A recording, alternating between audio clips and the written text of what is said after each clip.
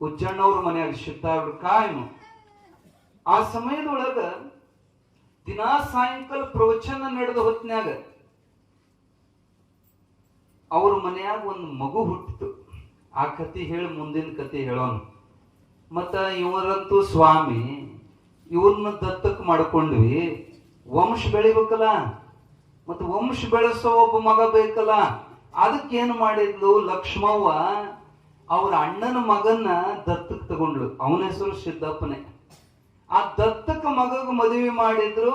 ಅವರಿಗೆ ಹುಟ್ಟಿದ ಮಗು ಸಿದ್ಧಾರೂಢರು ಆ ಹುಡುಗಗ ಗುರಪ್ಪ ಅಂತ ನಾಮಕರಣ ಮಾಡಿದ್ರು, ಗುರು ಅಂತ ನಾಮಕರಣ ಮಾಡಿದ್ರು.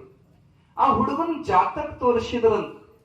ಏನಲ್ಲ ಯಾಕೆ ಕಿಸಿಯಕತಿ, ಇಲ್ಲೇನ್ ಮಂಗ್ ಕುಣಿಯಕತಿ ಮಗನ? ಆ ಗುರಪ್ಪಂದ ಜಾತಕ ತೋರಿಸಿದ್ರು. ಅದನ್ನ ನೋಡಿದವ, ಇರ್ಲಿ ಬಿಡ್ರಿ ಅಂದ್ ಎದ್ದವ. ಅಲ್ರಿ ಮತ್ ಏನು ಹೇಳ್ದಂಗೆ ಎದ್ದಿರಲ್ಲ, ಏನಾರ ಹೇಳ್ರಿ. ಇಲ್ರಿ ಅದನ್ನ ನೀವು ಕೇಳಬಾರದು, ನಾ ಹೇಳಬಾರದು ಅಂದವ. ನಾವ್ ಹಿಂಗ ಏನಾರ ಅಂದಿವಿ ಅಂದ್ರೆ ಇನ್ನೊಂದಿಟ್ಟು ಕ್ಯೂರಿಯಾಸಿಟಿ ಬರ್ತೈತಿ. ಅದ್ ಏನ್ರಿ ಒಂದಿಟ್ಟು ಹೇಳ್ರಿ. ಇಲ್ಲಿ ಯಾರು ಒಳಗ್ ಬರಬಾರ್ದು ಅಂದ್ರೆ ಮುದ್ದಾಮ್ ಒಳಗ್ ಹೋಗಂಗಕತ್ರಿ. ಇಲ್ಲಿ ಮಾತಾಡಬಾರ್ದು ಅಂದ್ರೆ ಅಲ್ಲೊಂದಿಟ್ಟು ಮಾತಾಡಂಗಕತಿ. ಮನುಷ್ಯನ್ ಕೆಟ್ಟ ಚಾಳಿ. ಇಲ್ಲಿ ತಗೊಂಡ್ರೆ ಅದನ್ನ ನೀವು ಕೇಳಬಾರ್ದು ಅಂದ್ರೆ ಅದ್ ಏನ್ ಹೇಳೇ ಬಿಡ್ರಿ ಅಂತೀವಿ ನಾವು. ಕ್ಯೂರಿಯಾಸಿಟಿ ಬಾಳ. ಇಲ್ರಿ ಸುಮಾರು ಐತಿ ಜಾತಕ ಅಂದವ. ಏನು ಸುಮಾರು? ಈ ಹುಡುಗ ಮೂಲಾ ನಕ್ಷತ್ರದಾಗ ಹುಟ್ಟೈತ್ರಿ. ಹುಟ್ಟಿ ವರ್ಷದ ಒಳಗ ಅಪ್ಪರ ಅವ್ವರ ಸಾಯ್ತಾರ್ರಿ ಅಪ್ಪ. ಮತ್ತ ಅನಿವಾರ್ಯ ರೀ, ಇದು ಏನ್ ಮಾಡಕ್ ಬರಂಗಿಲ್ಲ ಅಂದ. ಇವ್ರು ಎದಿ ಝಲ್ ಅಂತ ನೋಡ್ರಿ. ನಮ್ಮ ಮಂದಿ, ನಮ್ಮಂತ ಸ್ವಾಮಿಗಳು ಬೇಕಾದಂಗ ತಿಂಗಳಗಟ್ಲೆ ಪ್ರವಚನ ಮಾಡಿದ್ರು. ಸಿದ್ದೇಶ್ವರ ಸ್ವಾಮಿಗಳಂತ ಮಹಾತ್ಮರು ಬೇಕಾದ ಬಸವಣ್ಣನಂತವ್ರು ಹೇಳಿದ್ ಹೋದ್ರು. ಬಾರದು ಬಪ್ಪದು ಬಪ್ಪದು ತಪ್ಪದು ಖರೆ ಅದನ್ನ ನಾವು ಒಪ್ಪಂಗಿಲ್ರಿ. ಒಬ್ಬ ಬುಡ್ಬುಡಿಕ್ಯಾ ಬಂದ್ ಹೇಳಿದ ಅಂದ್ರೆ ಹಂಗ ಕಿವಿನ ಜೋತ್ ಬಿಡ್ತಾವ. ಒಬ್ಬ ಜ್ಯೋತಿಷ್ ಹೇಳವ್ ಏನ್ರ ಹೇಳಿದ ಅಂದ್ರೆ ಅದನ್ನ ಪಾಲಿಸೇ ಪಾಲಿಸ್ತಾರ. ನಮ್ಮಂತವ್ರು ಎಟ್ರ ಬುಡಕೊಂಡ್ ಶಿವಾಯ ನಮ ಅನ್ರು ನಾಮಸ್ಮರ್ ಇದನ್ನ ನಾವು ಕೇಳೋಲ್ಲ. ಒಂದ್ ಹಲ್ಲಿ ಲಚ್ ಲಚ್ ಲಚ್ ಲಚ್ ಅಂತ ಶಿವ ಶಿವ ಶಿವ ಶಿವ ಶಿವ ಶಿವ ಹಲ್ಲಿ ಅನಿಸ್ತತಿ ನಿಮ್ ಕೈ ಶಿವ ಶಿವ. ಆ ಜ್ಯೋತಿಷಿಗಾರರು ಬುಡುಕಿಯರು ಮೈಯಾಗ ದೇವ್ರು ಬರೋರು ಅವ್ರ ಮಾತನ್ನ ನಾವು ಬಹಳ ದೊಡ್ಡ ನಂಬುತ್ತೇವೆ. ಮಹಾತ್ಮರು ನಂಬೋದಿಲ್ಲ ನಾವು. ಇವ್ರು ಎದೆ ಢಸ್ ಅಂತ ಯಪ್ಪ ಮತ್ ನಾವ್ ಸಾಯ್ತೇವಿ, ಮತ್ ಹೆಂಗ್ ಉಳಿಯೋದು, ನಿನ್ನ ದಾರಿ ತೋರಿಸ್ಬೇಕಪ್ಪ ಅಂದ್ರವ್ರು. ಅವ್ರ ಮನ್ಯಾಗ ಮಾತಾಡೋ ದೇವ್ರು ಸಿದ್ಧಾರೂಢರು ಇದ್ರು. ಅವ್ರನ್ನ ಕೇಳಿದ್ರೆ ಎಲ್ಲ ಬಗೆಹರಿತಿತ್ತು. ಸಿದ್ಧಾರೂಢರನ್ನ ಬಿಟ್ಟಾರ, ಜ್ಯೋತಿಷ್ ಹೇಳೋನ್ ಕೇಳಕ್ ಹೋಗ್ಯಾರ ಇವ್ರು.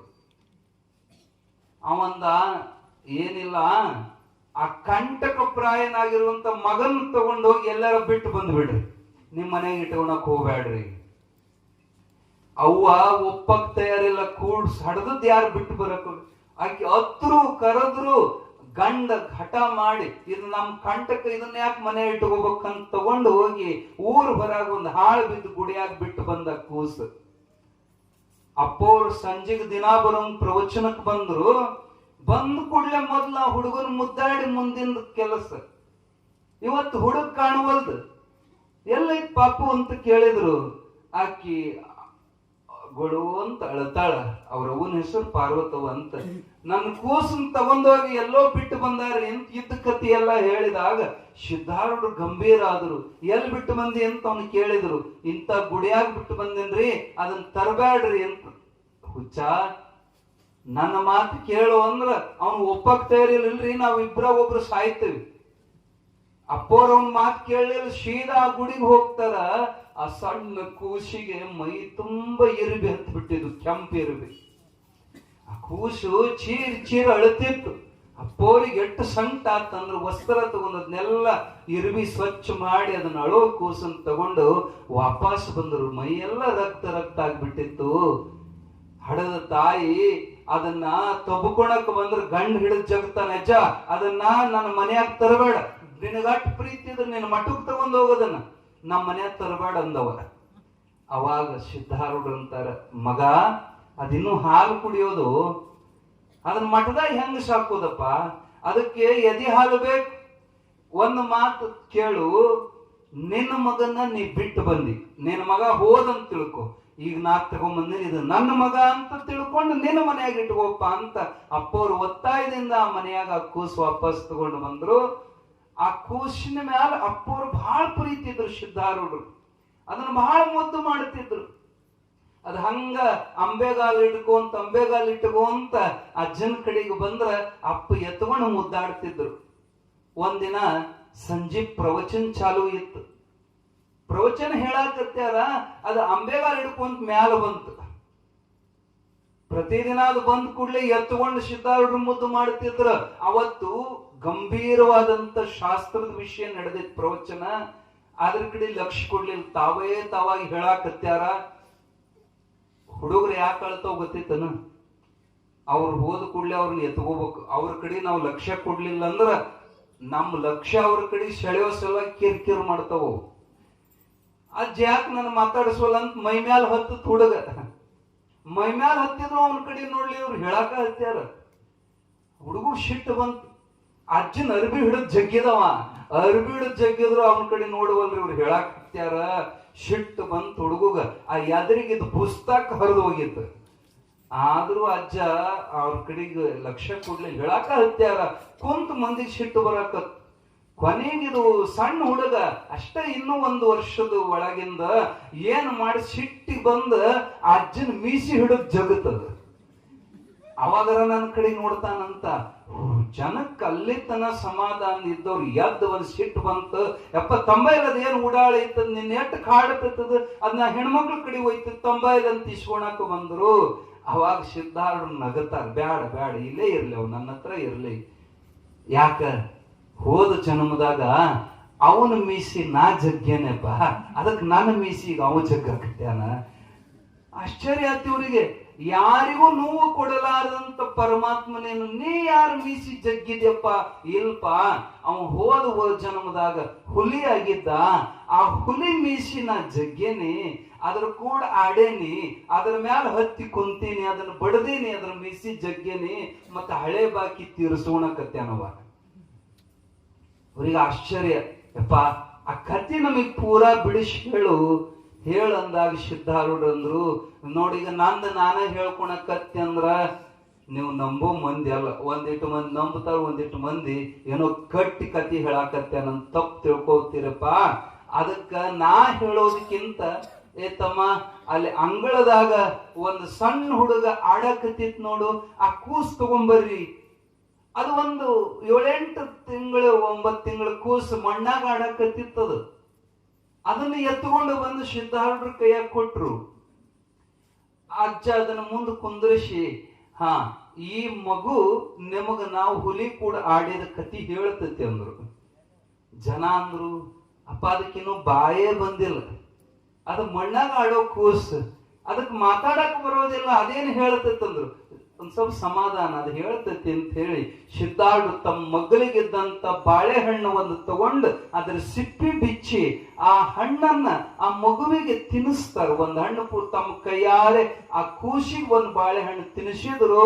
ಆ 8 ತಿಂಗಳ ಮಗುವಿನ ಮುಖದ ಮ್ಯಾಲ ಒಂದು ಬ್ರಹ್ಮ ತೇಜಸ್ಸು ಬಂತು, ಮುಖ ಪ್ರಕಾಶಮಾನವಾಯ್ತು.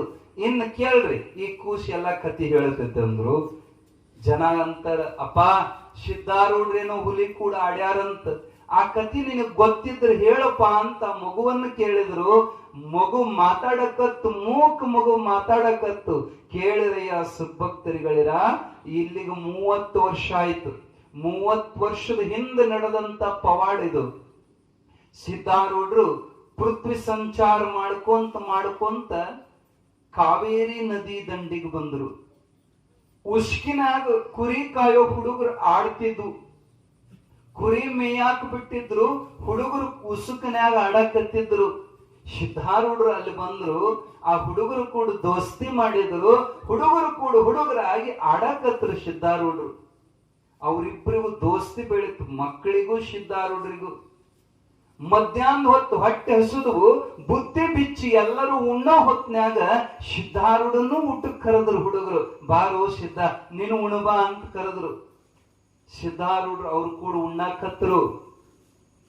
ಅಷ್ಟ್ರು ಕೂಡಿ ಉಣ್ಣೋ ಮುಂದ ಒಮ್ಮಿನೊಮ್ಮೆ ಕುರಿಗಳೆಲ್ಲ ಜಿಗದು ಓಡಾಕತ್ತು.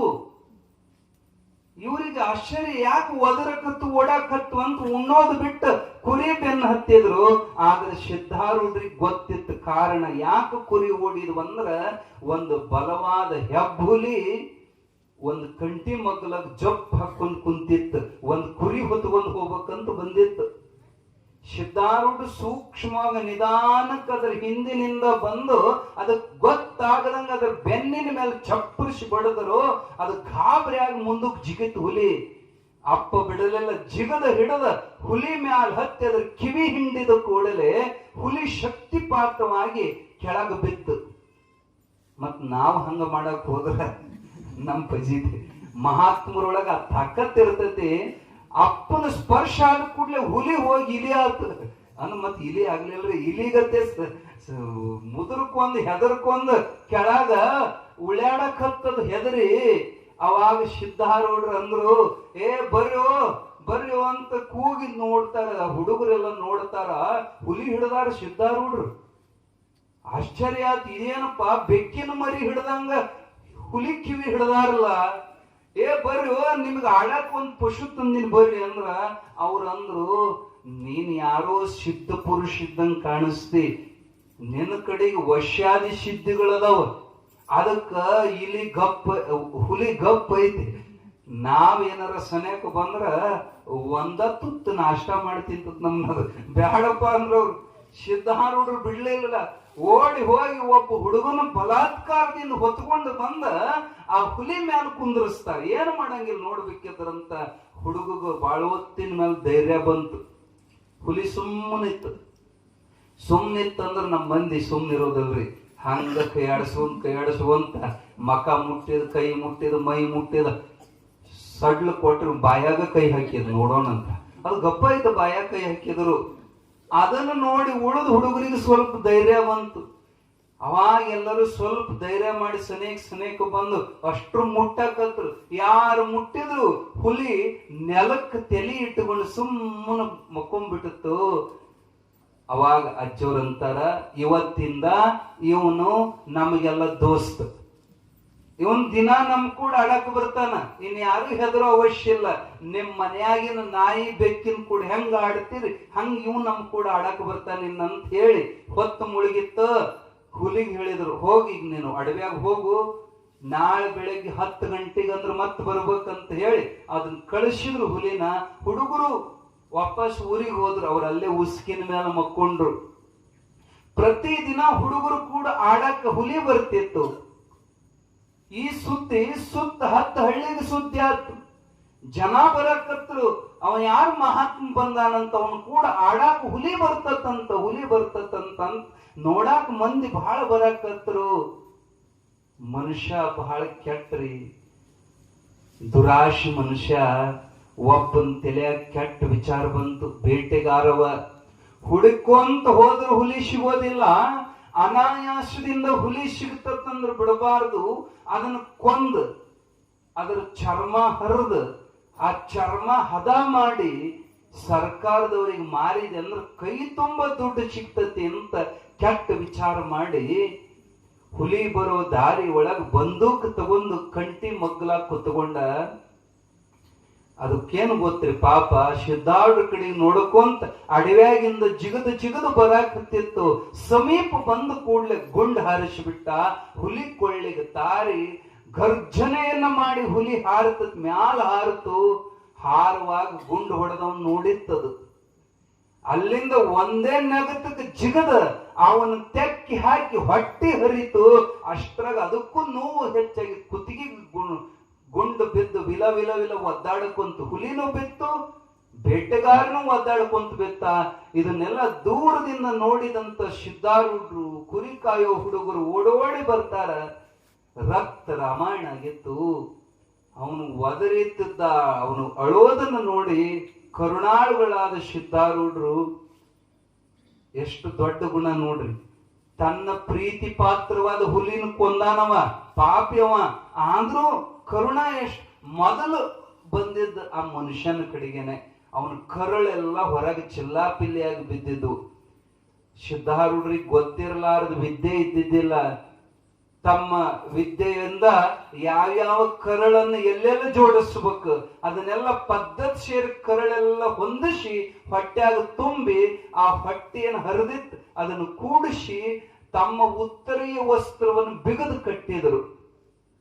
ಅಪ್ಪುಗ ಗೊತ್ತಿರಲಾರ ವಿದ್ಯೆ ಇಲ್ಲ, ಅಲ್ಲಿಗೆ ರಕ್ತ ಪ್ರವಾಹ ಬಂದಾಯ್ತು. ಈ ಸುದ್ದಿ ಗೊತ್ತಾಗಿ ಊರು ತುಂಬ ಮಂದಿ ಎಲ್ಲ ಬಂದು ಕುಡಿತು. ಹುಲಿ ಒದ್ದಾಡ್ತಿತ್ತು. ಈ ಕಡೆ ಹುಲಿ ಕಡೆಗೆ ಬರ್ತಾರ. ಅದು ಕಣ್ಣೀರು ಹಾಕೋದ್ ನೋಡಿ ಅದನ್ನ ಮಮತೆಯಿಂದ ಕೈಯಾಗ ಮುಖ ತಗೊಂಡು ಮುದ್ದಾಡಿ ಕಣ್ಣೀರು ಒರೆಸಿ ಹುಲಿಯನ್ನ ತಮ್ಮ ತೊಡೆ ಮ್ಯಾಲ ಅದ್ರ ಮುಖ ಇಟ್ಟುಕೊಂಡು ಮಾತಾಡಿಸ್ತಾರ. ಅದರ ತಲೆ ಮೇಲೆ ಕೈ ಇಡ್ತಾರ. ನನ್ನ ಪರಮ ಪ್ರಿಯನೇ, ನೀನು ಯಾರನ್ನೋದು ನೆನಪು ಮಾಡ್ಕೋ. ನೀನು ಈ ಜನ್ಮದೊಳಗೆ ಹುಲಿಯಾಗಿಯ, ಹಿಂದೆ ನೀ ಯಾರಿದ್ದು ನೆನಪು ಮಾಡ್ಕೋ ಅಂತ ಅದರ ತಲೆ ಮೇಲೆ ಕೈ ಇಟ್ಟು ಕೂಡ್ಲೆ ಪೂರ್ವ ಜನ್ಮದ ನೆನಪು ಬಂತದಕ್ಕ. ಅದು ಬೇರೆ ಯಾರಲ್ಲ, ಕೈಲಾಸದೊಳಗ ವಾಸವಾಗಿದ್ದಂತ ಒಬ್ಬ ಗಂಧರ್ವ ಅವನು.